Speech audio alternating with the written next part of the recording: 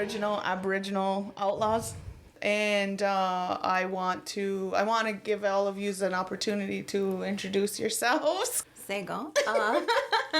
My name is Dr. Sarah Gumahawi Rourke from the Deer Clan. Hi, I'm Victoria. Aboriginal Outlaws, Will Sunday's fiance, wife. Sweet. Well, I'm nobody's wife yet, but that's all right. I'm sure it'll happen someday. But my name's Jonel Bove, and I'm with the Wolf Clan family, and I'm also just I just kind of feel like titles are just too much for me lately, so I just kind of settle with mother. And the reason why I've been trying to change titles and how I show up and how I introduce myself is because I just feel like my title of motherhood is my greatest title. And it's how I represent myself. It's where I've learned the most. That my children have been my educators. My mother was my educator.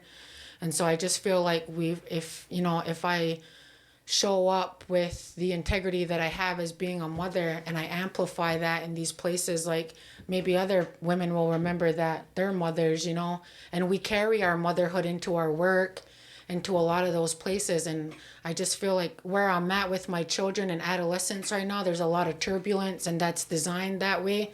But it's also been a great transformation for me as a woman to watch your children transition into another part of their life, and it does something to you that I haven't quite been able to explain yet, but it amped my integrity in my motherhood because I've gone through really hard things with my kids, and we've gotten through them.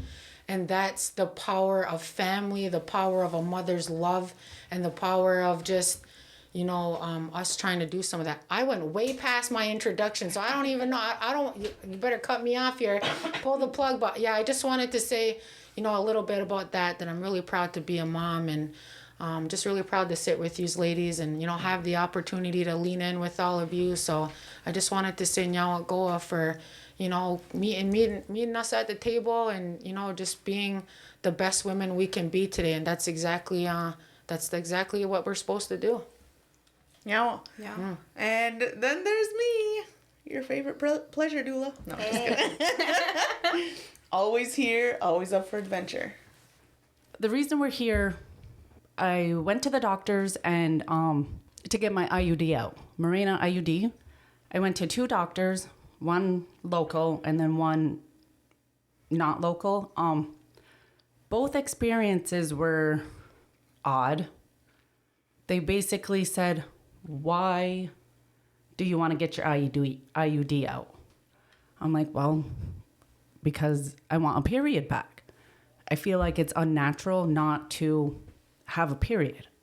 So since I've had it in going on, it's been 4.5 years after the second set of twins, just because we didn't want to get pregnant again right away. And yeah, like I just want it out just so like I can get control of my body back, like get back to a regular moon. And so at the doctors, that's what they said. They're like, why do you want to get it out? And I told them that, and they're just like, looked at me baffled. Why do you want to do this? And when I told them that answer, they're just like, okay. And then the second doctor I seen, she's female, a person of color, like clearly not white. She was kind of giving me attitude too. So she goes back and like gets on her computer or whatever. She comes back in and she's like, just so you know, everybody doesn't get their period on the IUD. I'm like, okay. It was just like they were almost shaming me for wanting my IUD removed. Yeah. So that's why we're here. Just from my personal experience, like this just happened the beginning of this week. And I was talking to Will about it, and he's like, we need to talk about this, especially given the whole Roe versus Wade going on right now. And yeah, so that's why we're here. Yeah, for sharing that. Yeah. Yeah. it's become like so natural for women to just sit back and take the word of somebody because of the schooling they've taken, where we completely disconnect with our bodies. And you go into a situation where you're saying, I want to feel my body again. I want to have that period back. I want to have those things back because that's your connection. That's who you are. Yes. Right? And so it really isn't anybody's business. No. Right? Like, all they had to do was, okay, let's go ahead and take it out. Yeah. End of story. Like, if there's no issues whatsoever, then what's the problem? Right? And that's, I feel like that's a big thing right now, is like, we need to reconnect with self so that we can stand our ground when it comes to situations like this, where we know we don't get pushed around and we don't get told how our body is supposed to work. You know what I mean? Like, if you already are in tune and you already know, and I need that period back, I need to feel that. Yeah. You know, for myself, it's a really touchy subject, huh? It gets right into our hearts, right into our stomachs. It messes with our minds, our emotions, and things like that, because we're all women and we're all feeling that same tension, that same pressure.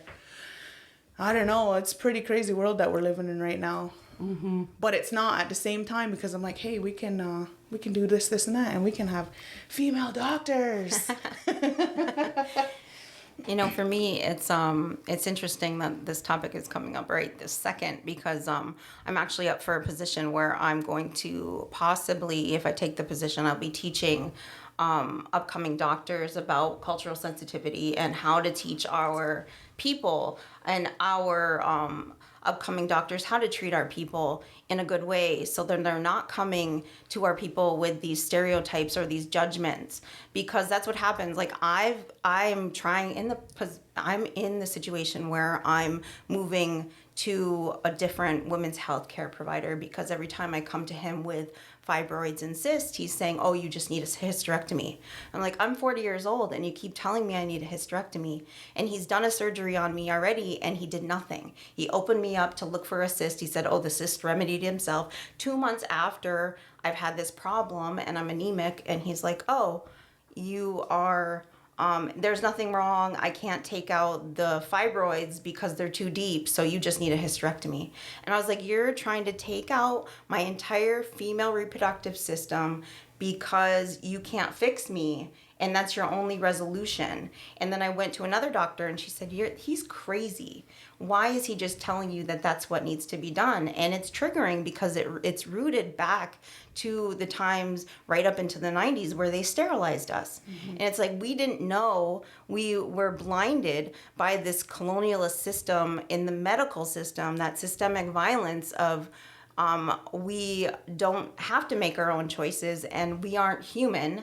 So let's just do whatever we want. We can medical test on you. We can sterilize you. We can take your rights away from you. So when this Roe versus Wade came down, it's like a triggering situation. I don't know about you, but I'm having a week from hell. But it's a triggering situation for all Indigenous women or all Indigenous people carrying female reproductive organs. They're not all women. But I want to make sure that we're all hearing each other, because right now it's such a triggering feeling that Roe versus Wade is coming down, because every day we feel that in the doctor's office.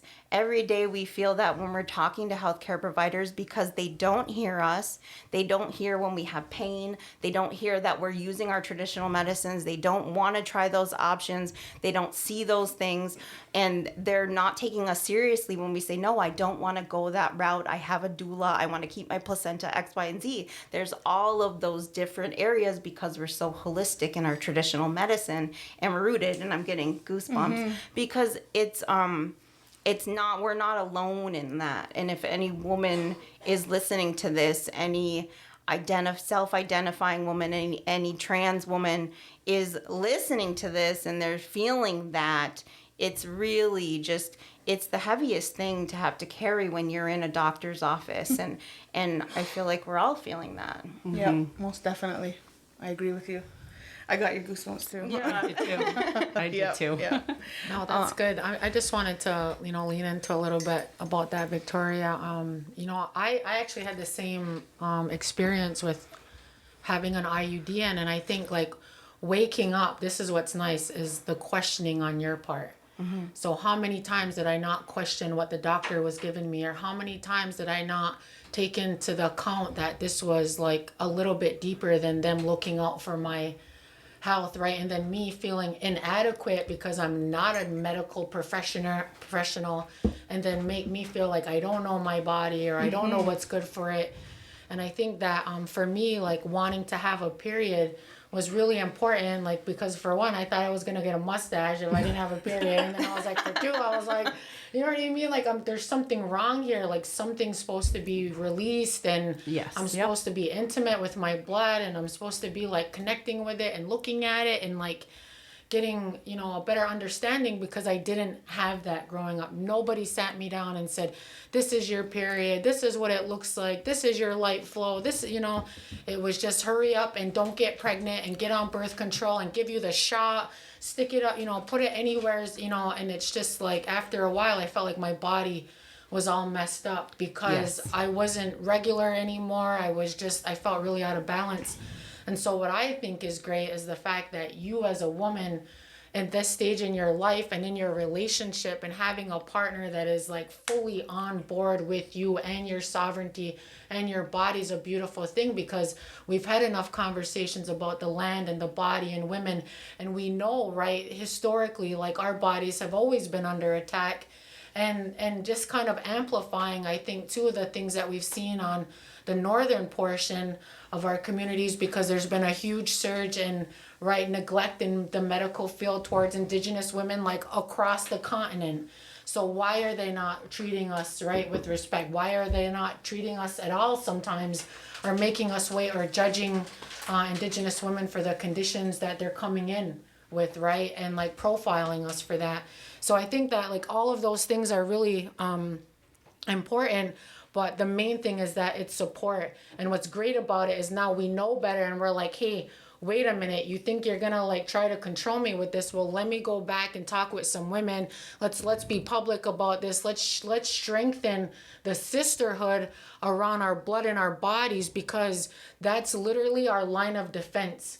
Like, I don't have women to educate. I need sisters to educate. I need mothers to educate me. I need someone to talk about their vagina so I can talk about mine. Yes. And then we're like, okay, now we're getting someplace, right? And now we're powerful and we have an understanding.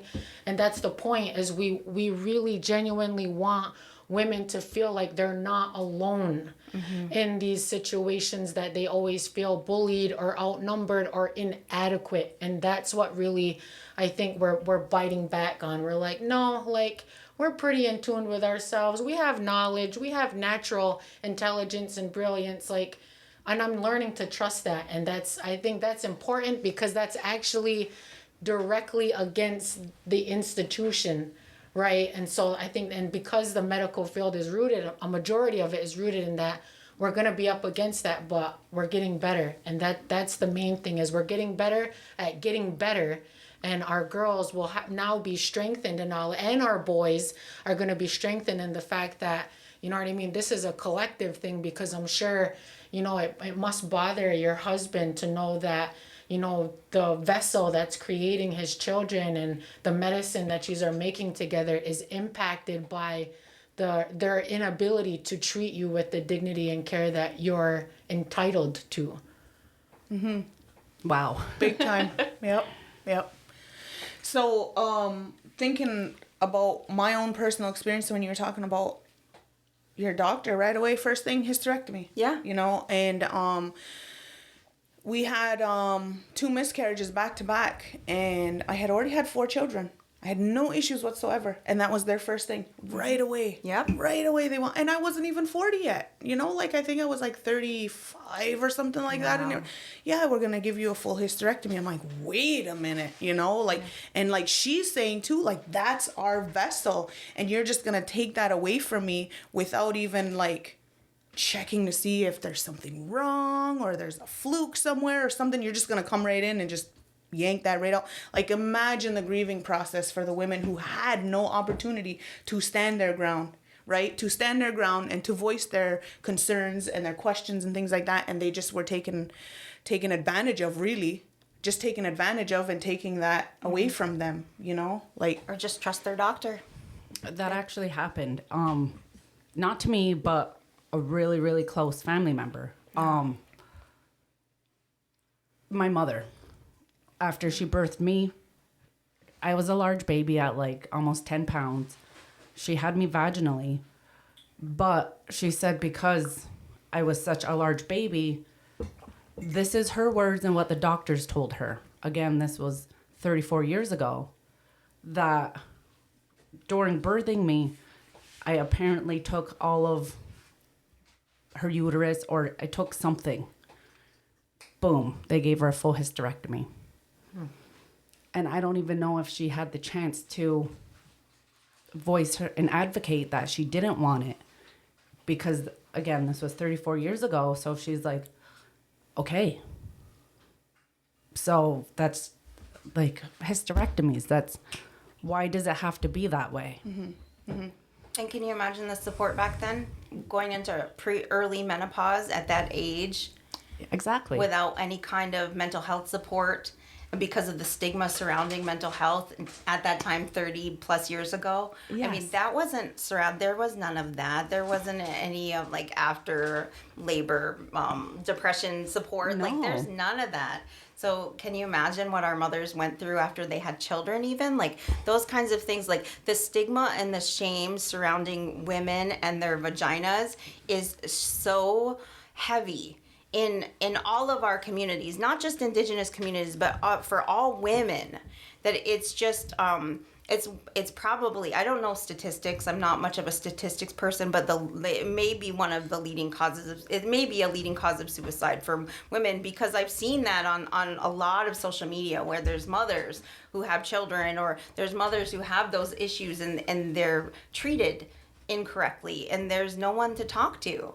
So for them to be talked to and not be alone, I mean, like, to remove that stigma and that shame of the white colonial patriarchy of the vagina. Like, why is that there? Why, like, for us to like I'm always telling my daughter, not only just for safety, but to call her vagina a vagina, you know, because that keeps her safe, and everybody's always calling it something else. And I'm like, it's not something else. Let's call it what it is and let her be empowered by using that word everywhere that she goes, you know, like, why is that a problem, you know? Like, and I just think it's really important for us to embrace our mothers for what they didn't have at that time, and wrap them in the love that they didn't have, because they weren't able to have those choices, and husbands didn't know, or fathers didn't know how to even support them. Like our men need to stand around us, and a lot of us have men who do that, but how do we even have those conversations? I think that might be the next conversation after this, is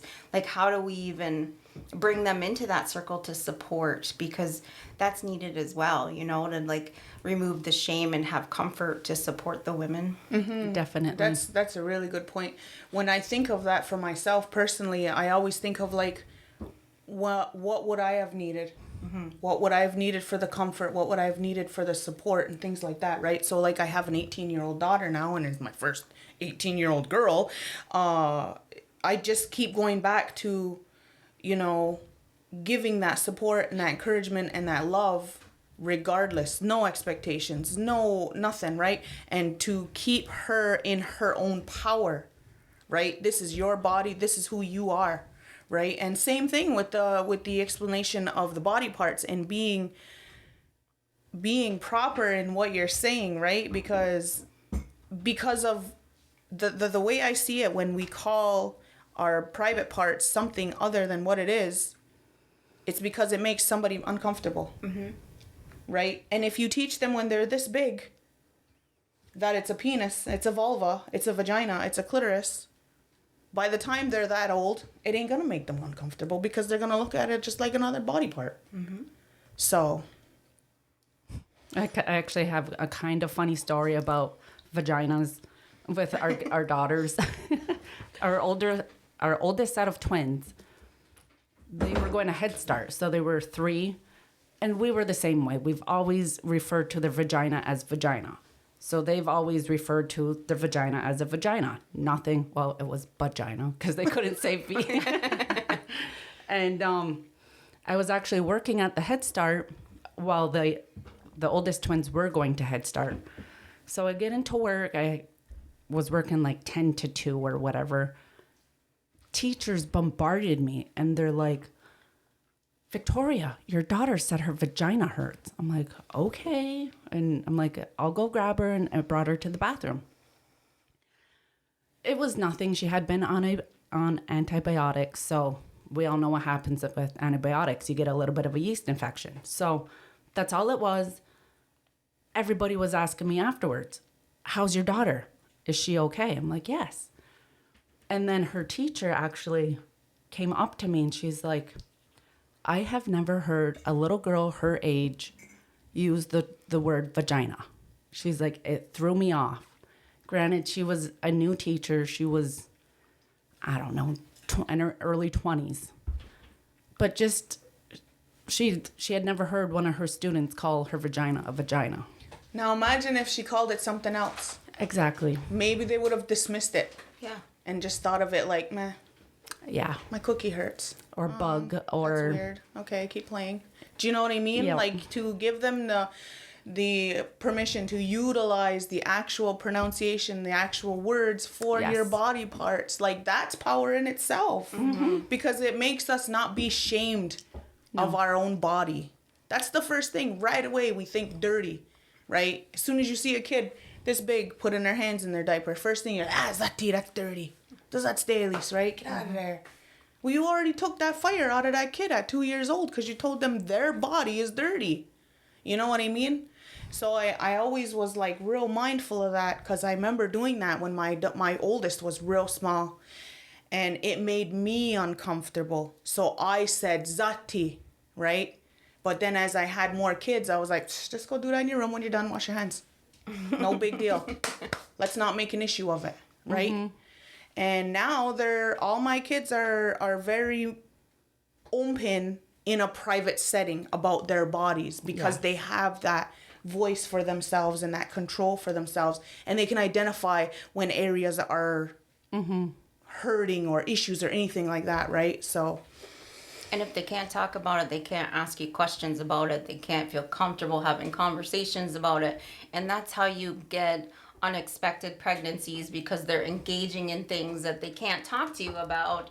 And you know what I mean? Like, it goes down that rabbit hole of like young teenage kids getting into things, like, because they're not able to talk about it, but they're gonna go do it anyways because that's what happens when you're grown. So I think it starts when you're little to be able to do that. So I keep trying to have those conversations. She's little, she's tiny, but we keep using all the words, you know? Like, I mean, I did sex ed for a really long time. So I used to be the sex ed HIV lady at the school. So, like, just to be able to, like, have those conversations and just be open and honest about things, about germs and whatever right now. And then when she gets bigger, the harder conversations, like, as long as you're honest with them, it'll be safer for them in the long run, you know?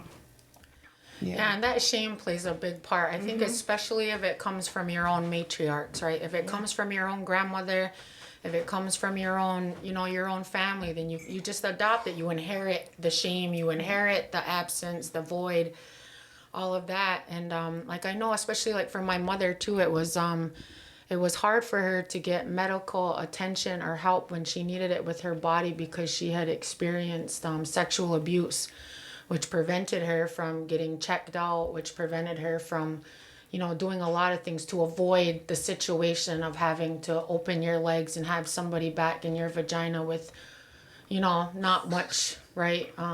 Maybe support or comfortability with that.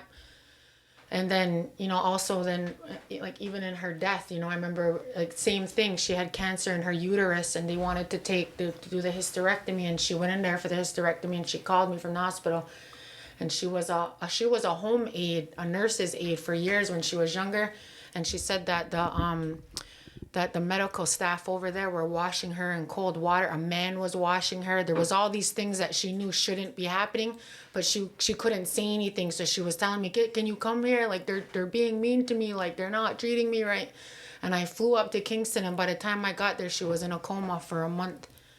And then it was another, 8-month thing to come home. And, even for myself, being in prison and getting a vaginal, screening in prison, I was sexually assaulted by the medical practitioner there, who was a female. There was an officer outside, and in those situations, there's nothing you can do. And those things, you don't go anywhere with, and there's nowhere to go with it. There's nobody to tell. There's nothing that can be done about it. And that's how it feels, right? And you just survive all of that, and you come home. And so when you hear people make jokes about people being raped in prison, you never think it's the medical staff. You don't hear things like that, And so I think the importance of having that adversity and, talking about it and saying, this is real, this is what happens. It's not funny. It does happen, and it doesn't feel good, and it fucks you up for the rest of your life if you let it. Yep. And so I just try to really support a lot of this, talk around our bodies and this medical field, because I think there's a ton of us holding in all these private moments where something didn't feel right. It didn't feel good. It was just shameful. It's more shame to add to the body, which for a lot of women, the body is the crime scene. So we don't connect with our body because it's painful. That's where all the abuse is. That's where the rape is. That's where the shame's all at. And so we'll neglect the body as a means to neglect the abuse that happened to it. And that's largely either due to family. It's almost, always done by someone that we love and care about, which adds to the harm of it, right? And so that's a lot for our people to endure, to digest, to cultivate families and relationships in. And so, for a long time, any kind of a sexual violence, abuse that you're experiencing is going to play into the way you lean into your medical health. It's going to play into the way you lean into your husband, to the way you lean in with other women, right? Because it's you're just trying to figure it out on your own. Yep. Mm-hmm. And I think that's what's scary. Yep. And that's where all the hardship is. And we want to do our best to fix that, because we can. And there's nothing stopping us from jumping on board and saying, nope, we got the courage, we got the tenacity, we got the sass, the attitude, whatever, the trauma and the healing, right? To put it all on the table and say, no, we're going to just sort through some of this, because I'm sure other women have experienced a multitude of different neglect and violence towards them and their bodies, and we're just gonna say, hey sis, you're not alone in that. I got you, and then we can lean into remedies, right? So we have remedies for our bodies, and I know, Allie, you do a great job at really trying to get women to connect with their sexuality and their sexual exploration, which I totally wholeheartedly believe and encourage too, because I think there's this thing about society and sexuality, and then there's this thing about wellness and sexuality. Mm-hmm. And I think that's a real conversation that plays into this as well. Mm-hmm. Big time. Yep. When you brushed on when it comes from the matriarch, man, that hit home. That hit home. That hit the nail right on the head. I've always been this woman who was well, I'm just me. I'm just one person. What can I do? What can I do? What difference can I make? Nobody's going to listen to me. So I always just held it in. And I just pushed it down. It's not a big deal. It's not a big deal. Because that's what we were taught, right? It wasn't a big deal, right? And the things that I went through growing up, I never brought to surface. I didn't even think they were big deals for me, until I started to do my healing, and then light bulbs are going off, and I'm these things happen to me. And my own husband is standing there you never told me that. And I'm it never occurred to me until now, But I lost my track where I was going to go with that. But it was really good, I swear. It's because it becomes it becomes almost natural to just push it down because we heard our mothers, we heard our aunties, we heard our dudas, we heard all the women in our lives that were older than us talk about it like it wasn't a big deal, or pushing it aside, or put it in a closet. We're not going to tell anybody. We're going to leave it alone, brush it under the rug. Let's move on, right? And so it becomes the norm. It becomes like that's just how it is.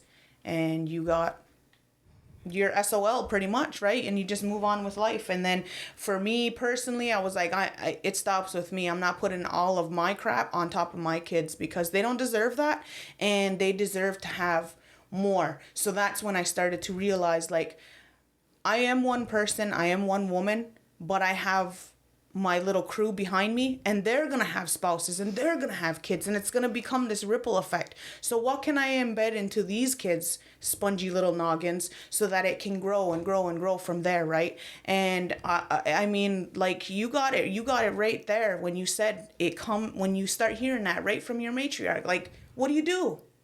Because they're the all. Yep. You look up to them when you're so small and you're like, she knows everything. She's so smart, but she's been through her stuff. Just like you said, we have to embrace them for what they were lacking and for the traumas that they dealt with, right? Like, oh, okay.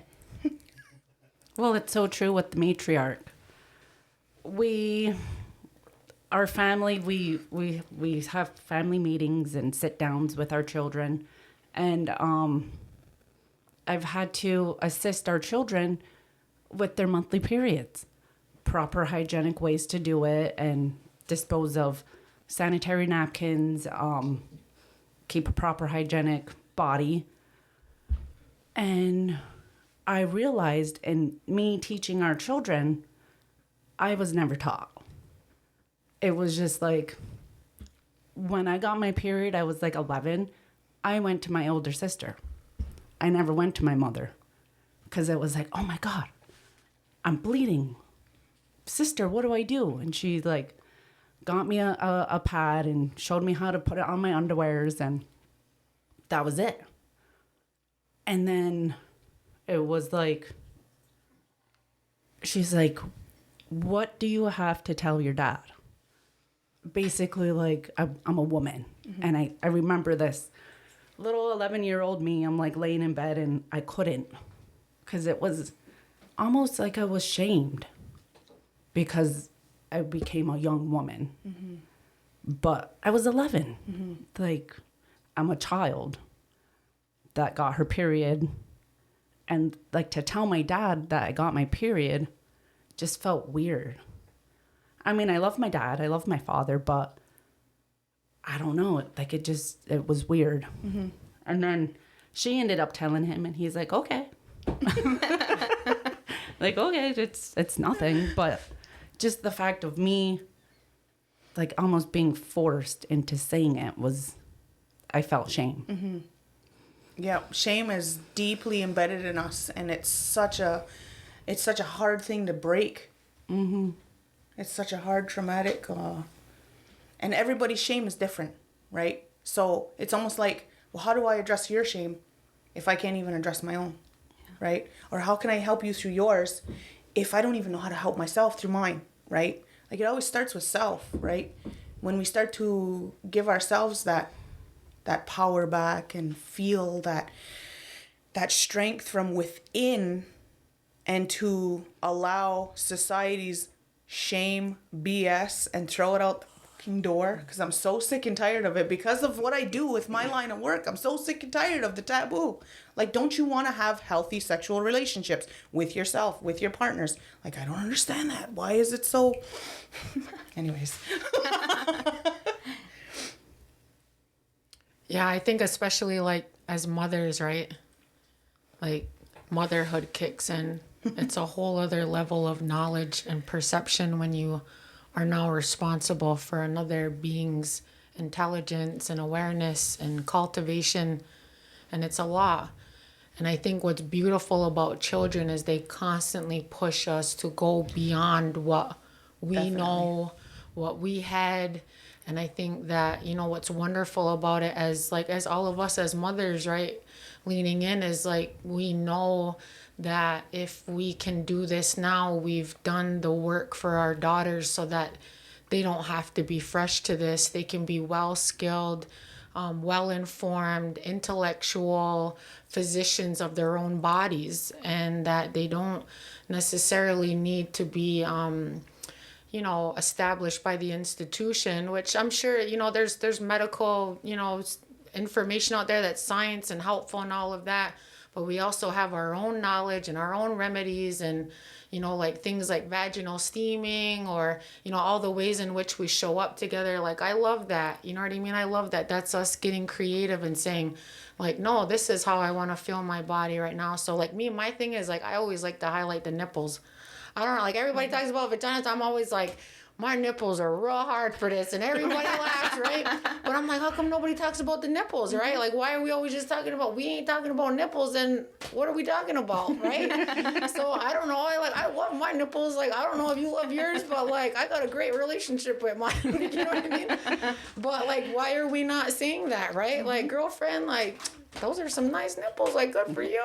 You know what I mean? Like, and just doing that, right? And it's fun, and we giggle, and we humanize ourselves, and we say, hey, it doesn't always have to be bad and shameful and abusive. Like, it can be lighthearted and uncomfortable, but in a friendly, funny way, right? Because when I tried to talk about sex with my kids, everybody's ears got red, face burning up, like, and it was cute, but we want them to have healthy sex. Mm-hmm. I want them to have healthy sexual partners where they know how to give consent, where they're knowing how to get engaged and all that. Like, we want that for them. And so we know better than to shame them for that. And I think, like, that's what's powerful. Like, we're totally undoing the harm that's been done, which is what we inherited, but we came at this time to do this. This is part of our mission as mothers and as women of a community and as women of nations and sister nations and a collective indigeneity, because, like, that's exactly what they went after. That's exactly what was exempt from everything, was women's rights, women's power, women's authority, all of that. And now we're springing back up like, no, like, we woke up and that's not how it's going to play out anymore. And we got each other now, so we don't need you. And that's the thing. As long as they think that we don't have each other, then they can tell us all about ourselves because we won't know any better. Yeah. So, like, we're not supposed to be having these conversations and making a podcast out of it and spreading the word. They just want us to continue to feel like we don't know any better. Yep. And then I can tell you what to do. Yep. There's something wrong with your body. Right. Listen to what I have to say, right? Yep, exactly. Totally. I was always thinking that if he can continue to tell you the things that is wrong, that is dirty, that is harmful of your body, then he can always keep control over you. Yep. You know? And I feel like that's what's happening right now with this whole traumatic week that we've been all dealing with it. And it's like, I can't even have a conversation with my husband without ever bringing that up. And I'm like, I'm sorry, but, and he's like, okay, let's go. Let's hear it. What now? You know, but it's that's exactly where we're at. We've become so disconnected with ourselves and disconnected with each other as a group because they know how powerful we are. They know how powerful we can be when we get together. Yep. Mm-hmm. That we will not stand for shit like, no, you're going to tell me what I'm supposed to do with this? Mm-mm. Why don't you focus on what you got? Let me focus on what I got, right? Everything you look at, it's all, if a man has ED, you can go and find all kinds of pills to fix that. But if a woman's got low libido, there's something wrong with you. And we got nothing to do. We could maybe give you surgery. Because that's always their first thing. Or put you on birth control. Let's cut her open. Let's cut her open. Let's control your hormones. Yeah. Yes. That's the problem. Every time, right? And then, like their go-to every time, hysterectomy, partial hysterectomy, full hysterectomy. Why? Why can't we just look at what's going on? Because they don't want to give us that power. They know once that collective comes together, now we're in trouble. You know, I don't know. I always say that these rules and these laws are all being made by old perverted men that that can't even say the word vagina.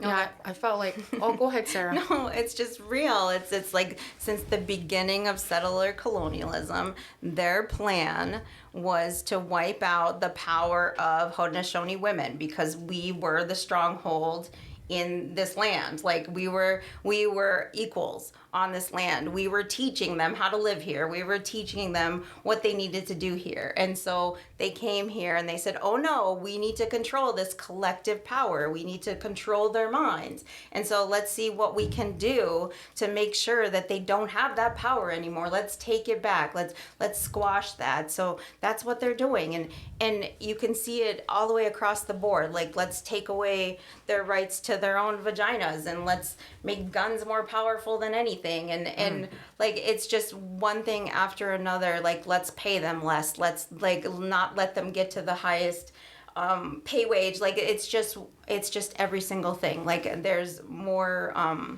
women, there's less women in every single job in the country, in every country. Like, it's not just in America, it's all across Turtle Island. Like, the power dynamics everywhere, because they saw how powerful we were as Haudenosaunee women, and they said, oh no, that's never going to happen again. We saw what that did, and we saw how fruitful that nation was, and we can't let that happen because we know what comes of that.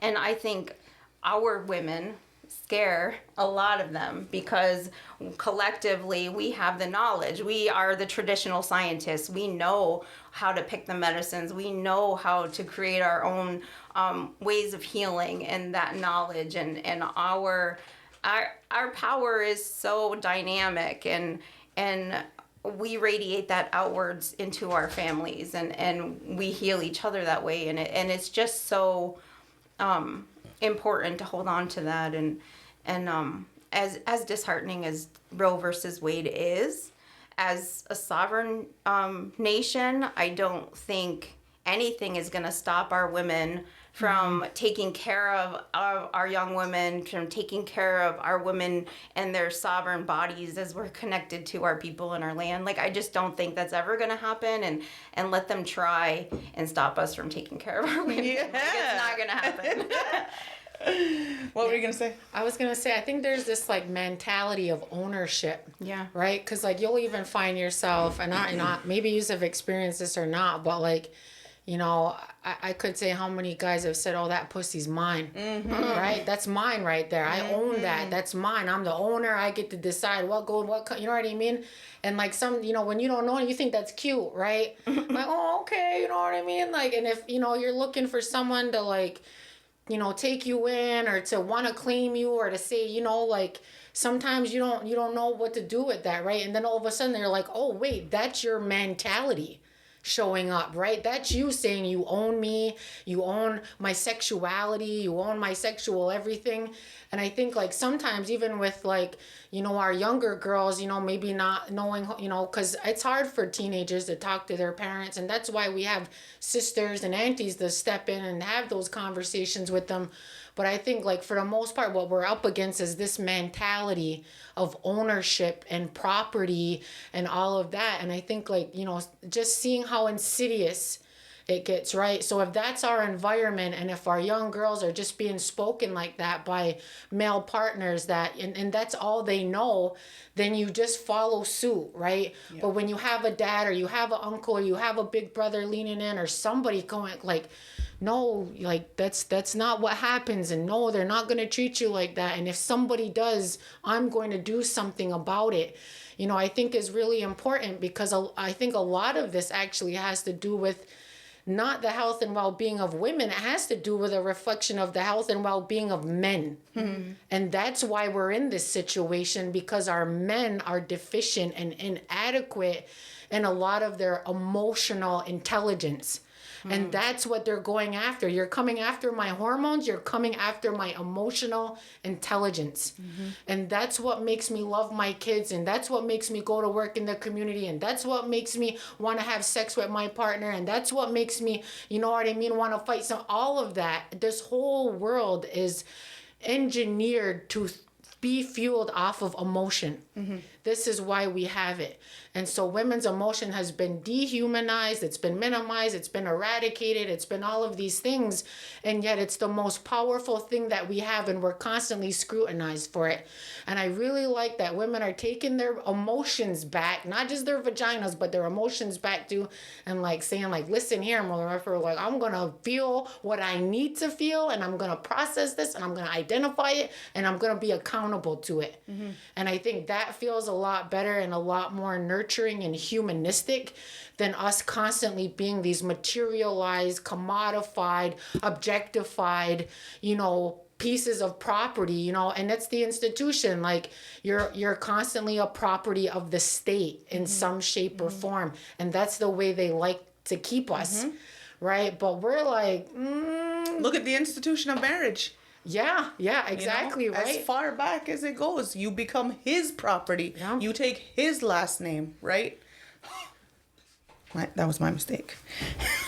And then you put on a ring for ownership, right? If somebody owns you, so back up.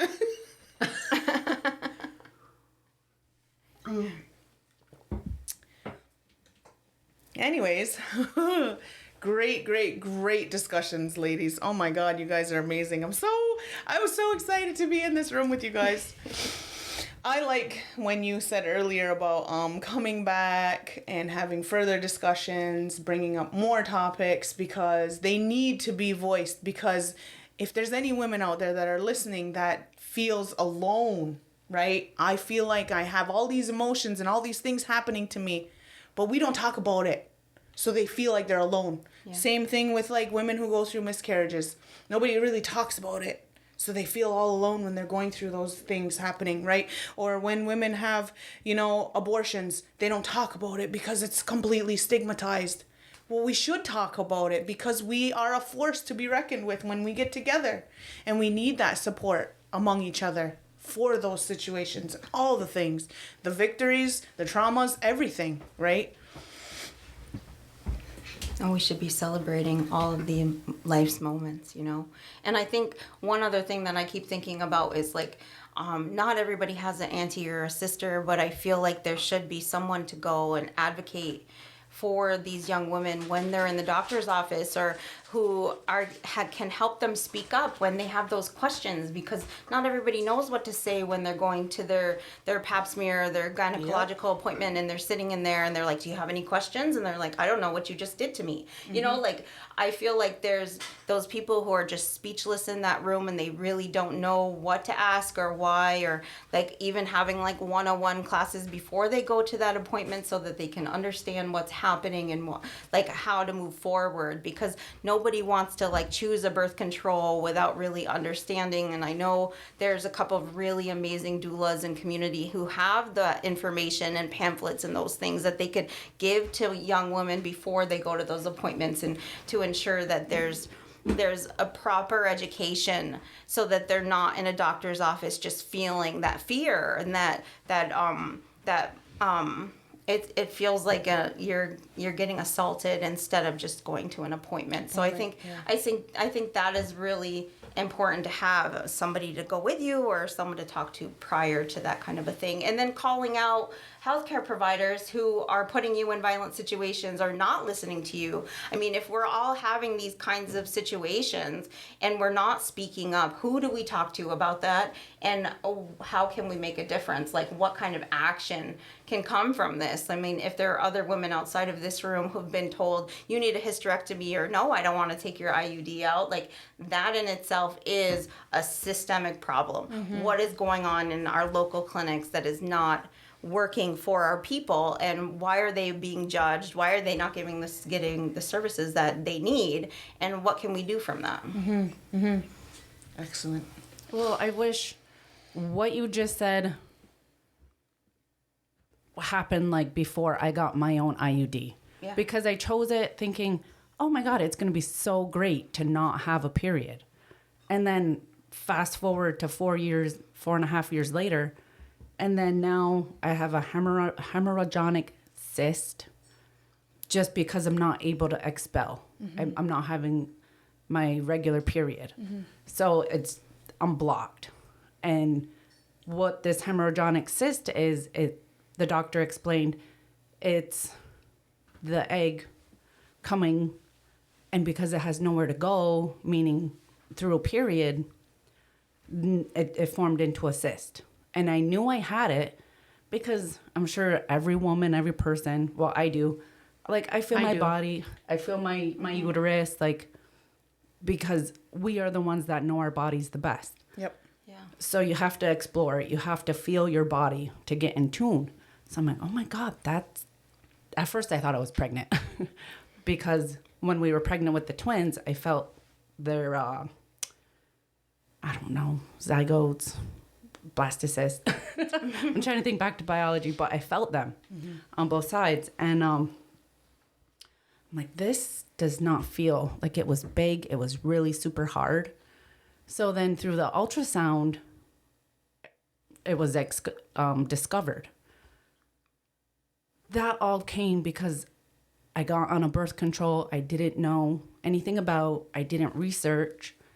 I just like kind of fell in love at first with the fact of no period. Not realizing what was going to happen. And now like I feel like I have low libido, my hormones are all out of whack. Like I just want it out. And at this point in time right now, I still have it. Because during the exam, the doctor said she would have to... She called my cervix a virgin cervix. Just because of... I've never had a vaginal delivery. I've had 2 C-sections. And it was closed. Very, very close. So she would have had to put the forceps, force it open... No anesthesia, no pain pills, nothing. And she said, her words, I would have to fish for it. So I'm like, no, I don't want to do this. And then, so now I have to go into OR, get put under anesthesia just to have this IUD out. So I just want it out. And now I have to fucking jump through hoops. Yep. And no one tells you how painful that is to remove that. No. When you're awake versus asleep, like it's a painful thing. Yes. The doctor did state that it would be uncomfortable. Uncomfortable. Exactly. Was it a male doctor? No, she's female. That's just my journey. Like, I wish, like you said, there were people that I could have talked to or who I knew to talk to before researching everything. And now at this point, I don't want any birth control. None. I don't want any pill or the depot or definitely not another IUD. Like, I just want to do natural, track my own body. And I never knew that was an option. Nobody talks about how safe you can do that. Exactly. Like, that's what I do. Like, it's pretty simple. Like, if you know your body. Yes. And I never knew women are able to track their bodies and know their cycle to not get pregnant. Like, from as soon as you get your period as a young child, you're taught birth control to not get pregnant. You're never taught otherwise. Yep. Yeah. You're right. That's interesting. Like, I remember when my daughter got her boyfriend, my father and my brother, their first advice to her about her boyfriend, don't get pregnant. That's the first thing they said to her, don't get pregnant. You know, and I just thought that was like so interesting. You know what I mean? Like, they're like, oh, you're in a relationship, don't get pregnant by him. And I think that there's a real thing inside men that know, right? That they're going to be careless with you. They're going to tell you that they pulled out. They're going to tell you they put the condom on. They're going to tell you everything. It ain't they been sitting in my pocket for years. Sure. So it's like they're, you know, it's like, it's kind of interesting when you get to see men lean in, because that wasn't my growing up experience, but to see her have an experience where men are leaning in and saying, you know, yeah, don't get pregnant. But I'm like, do you say that to the boys? When they get a girlfriend, do you say, hey, don't knock her up, right? Or like some, you know what I mean? Some kind of like random, you know, comment like that, and so it's the pressure's always on the woman to not get pregnant, right? And you got to get on all the medications, have all the doctor's appointments, all the screaming, you know, and it's just like it almost just feels like, you know, like there's no, it's systematically where like there's no way out of it. Mm-hmm. So I mean, I don't know, like, what do you guys think about like, like men leaning in, like in your experience when men have leaned into your sexual health? Like, did it help? Did it felt like there was a real gap? Well, first I was gonna say we need to normalize masturbation and bring that back.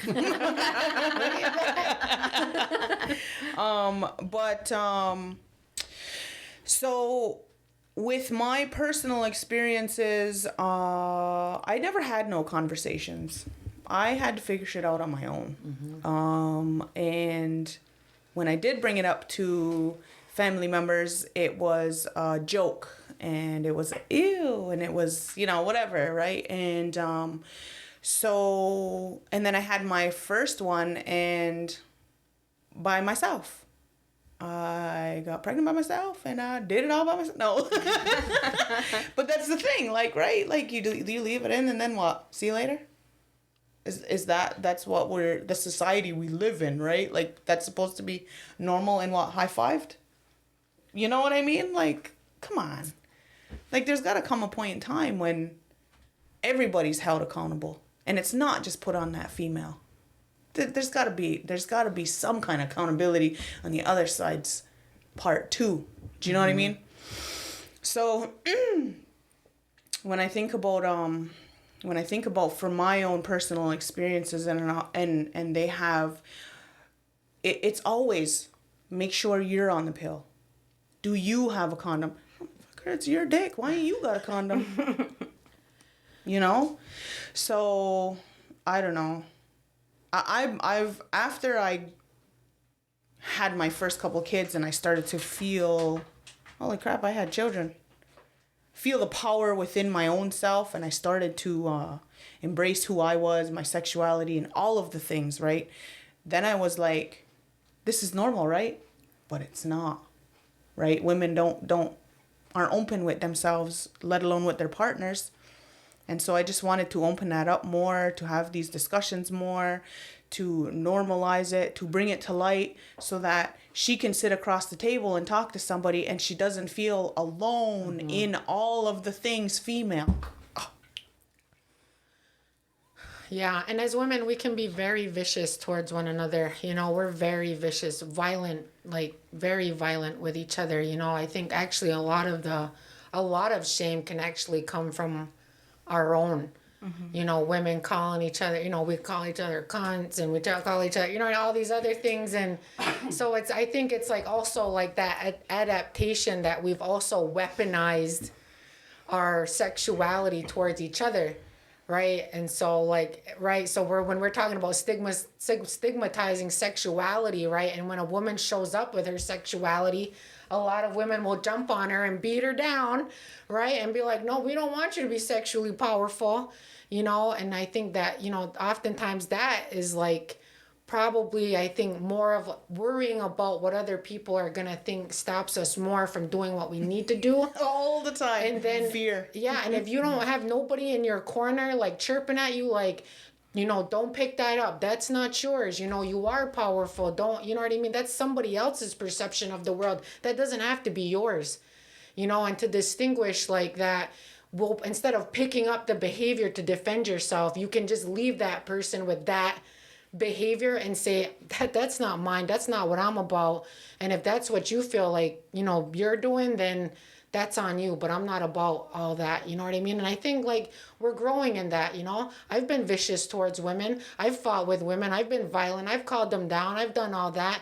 And you know what? You get to the point when you're just like, that's horrible. I don't want to be like that. I don't want to be shitty. I don't want to call nobody. I don't want to feel like I'm better than somebody in order to like feel like I've won or I'm all this and that. So I think part of that ego that plays into, you know what I mean, women and their relationships and how they're communicating with one another, because like, you know, like I can tell you I've had some not so great, relationships with women in my relationships, and that played a huge factor into how I handled my next relationship and who I told what to and who I shared what with, because there wasn't that line of trust and there wasn't that line of safety and there wasn't what I thought was there. And so then, you know what I mean? You're trying to reel back from that. So I can see where a lot of people get harmed so many times by that, where they just like, it just seems pointless, But like for me, I just try to, I don't like being stuck, especially with myself. And so to unstuck myself, I had to go out there and practice and be vulnerable with women and talk about my relationship and, be a little bit more open instead of feeling like, I can't trust women either, And I think like that was a real thing for me and my experience, but you can grow past that and you can have hardships with people and you can meet back up in life and be like, you know what? I'm a lot older than I was then and I'm not even carrying none of that, and good for you, and keep it moving, and I'm glad you're doing all right. And that's possible, but nobody ever tells us that that's possible. It's like, just stay mad, avoid each other for the rest of your lives and carry it. And we're like, no, I don't want to do that. It makes me sick, makes me not feel good. I don't want to lose weight. Yeah. And then you get into power, right? You get into power and like having your own personal power. And I think that that's like good, because we never hear that narrative of reconciliation. We never hear of that narrative of making amends or challenging, a lot of that. And I think like this circle right here is a beautiful reflection of women coming from different backgrounds, experience, but still having a collective passion, right? To make change, to be the transition, to be what we needed. We have become what we needed. And that's a very powerful thing that you're absolutely right, Sarah. Our grandmothers and mothers did not get to feel to the extent that we get to feel it today. And thankfully, right, we're just carrying in that fortitude and the homage. Oh, and I wanted to say, we really need to give a big round and cheerful applause to our midwives. They are cultivating, they are building in capacity. Like, I truly feel like women's intuitive ability to meet the need of the people and their families is huge.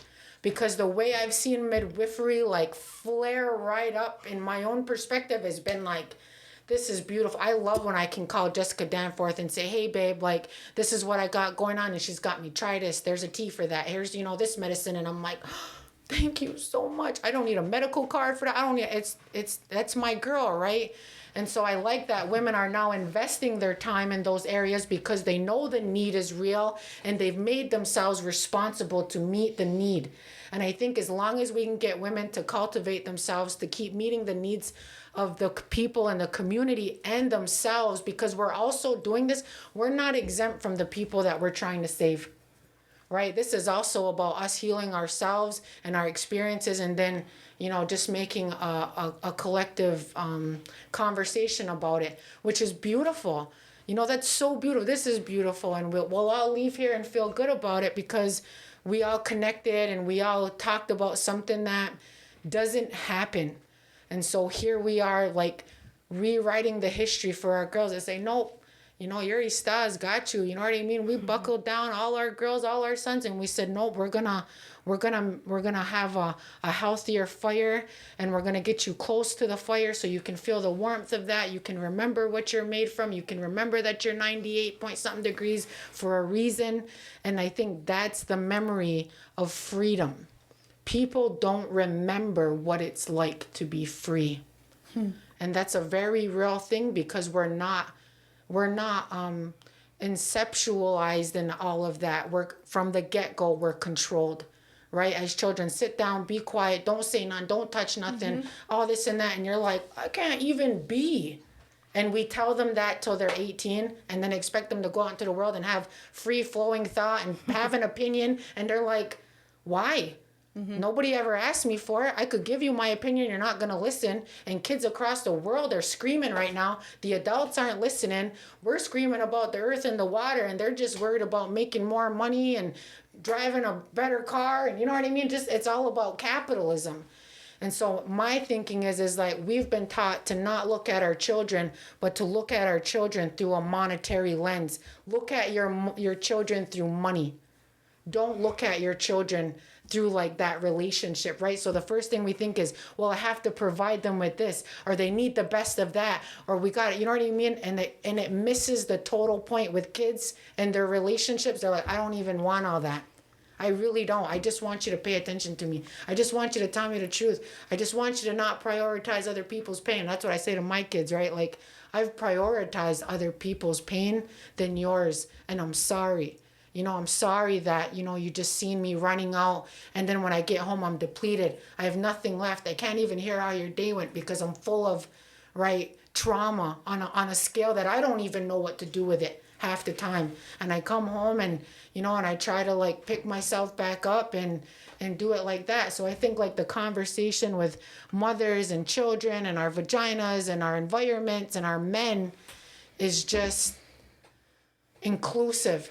And we've always been inclusive because we're running households, and all of us know to include the family, because when your whole entire family's included, that's the medicine everybody's really looking for. I want my family. Everybody wants their family back. You know, I don't even know if this is about vaginas anymore, but we're gonna keep circling back to that. And then what's the Ganya Geha word for vagina? Do you guys know?